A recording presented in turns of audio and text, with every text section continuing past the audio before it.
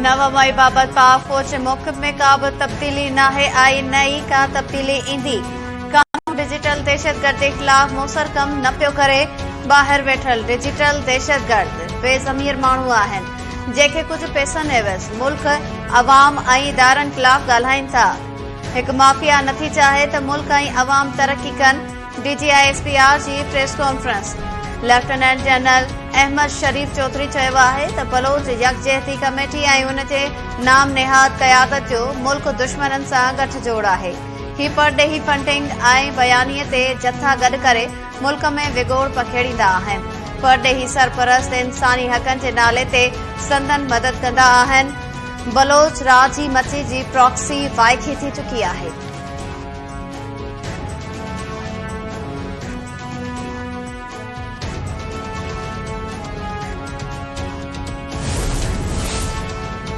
बांग्लादेश में इनकलाब। अवाम बांग्लादेशी वज़ीर आज़म हसीना वाजिद जो तख्तो ऊंधो करे छडि॒यो। शेख हसीना वाजिद वज़ारत उज़्मा तां इस्तीफ़ा ॾेई मुल्क मां फरार थी भारत पहुची वई। परॾेही मीडिया मूजिब शेख हसीना वाजिद मुल्क छॾण खां अॻु तक़रीर रिकॉर्ड कराइण जी कोशिश कई पर खेसि इजाज़त न ॾिनी वई। शेख हसीना वाजिद खे फौजी हेलीकॉप्टर में कुटबसुदो भारत जे शहर गाज़ी आबाद पहुचायो वियो, जिथां हूअ लंडन रवानी थींदी। बांग्लादेशी वज़ीर आज़म जे इस्तीफ़ा ऐं मुल्क छॾण बाद हज़ारे माण्हुनि जो जशन। मच्छरल माण्हू वज़ीर आज़म जे सरकारी रिहाइशगाह में दाख़िल थी भञ-टाह बाद कुर्सियूं, सोफ़ा ऐं ॿियो सामान खणी ॿाहिरि उछलाए छडि॒यो। मच्छरल मुज़ाहिरीन अॻूणे वज़ीर आज़म शेख मुजीबुर रहमान ऐं शेख हसीना जे वालिद जो मुजस्मो बि किराए छडि॒यो। बांग्लादेश में महीने खां जारी पुरतशद्दुद एहतजाज में 300 खां वधीक माण्हू मारिजी चुका।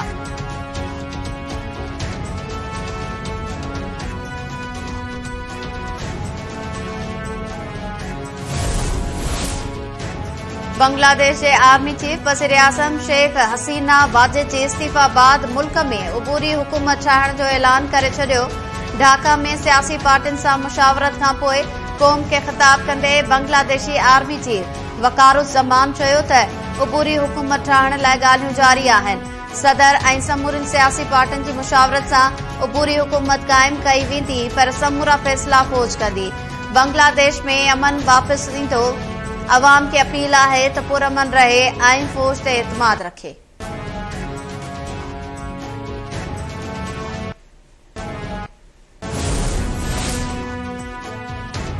पाक फौज बालारेल कश्मीर में भारत जे गैर कानूनी कदमनि खे ख़िते जी सलामतीअ लाइ ख़तरो करार ॾेई छडि॒यो। रावलपिंडी में प्रेस कॉन्फ्रेंस कंदे DGISPR lieutenant general Ahmed Sharif Chaudhry चयो त ख़िते में जटादार अमन लाइ कश्मीर मसइले जो हल ज़रूरी आहे। बालारेल कश्मीर में भारत जा गैर कानूनी कदम आलमी कानून जी भञकड़ी ऐं ख़िते जी सलामतीअ लाइ ख़तरो आहिनि। पाकिस्तान ख़ुद मुख्तियारी वारे हक़ लाइ कश्मीर जे बहादुर अवाम सां गॾु बीठल आहे। 5 अगस्त 2019 ते कश्मीरियुनि जा हक़ ग़सब कया विया।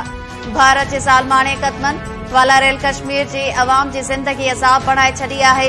कश्मीरियुनि खे हक़ मिलण ताईं पाकिस्तान संदन हिमायत जारी रखंदो।